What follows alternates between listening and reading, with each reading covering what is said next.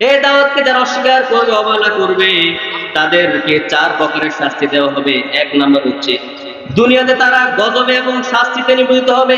মৃত্যুর আগেই তারা, যারা আল্লাহর বিধিবিধান, হুকুম হাকাম এই সকল জিনিস থেকে অবাধ্য হবে, পালন না করবে, তাদের দুনিয়াতে তারা 4 প্রকারের শাস্তি লাভ করবে। 1 নম্বর হচ্ছে দুনিয়াতে গজব ও শাস্তি হবে, তার সংসার অশান্তি হবে, তার পরিবারে ঝামেলা হবে, তার ব্যবসায় মন্দা দেখা দেবে, সে সুন্দরভাবে চলতে পারবে না।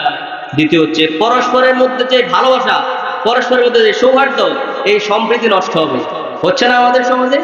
যারা ইসলামকে সঠিক অনুধাবন করে না, রাসূল সাল্লাল্লাহু আলাইহি সাল্লামের জীবন আদর্শ সঠিকভাবে পালন করে না, এরাই দেখেন একের সাথে এক ভালো সম্পর্ক থাকে না, সৌহার্দ্যপূর্ণ সকল সম্প্রীতি নষ্ট হয়। 3 নম্বর হচ্ছে দোয়া কবুল হবে না। যারা ইবাদত পালন অবহেলা করবে, তার দোয়া কবুল হবে না।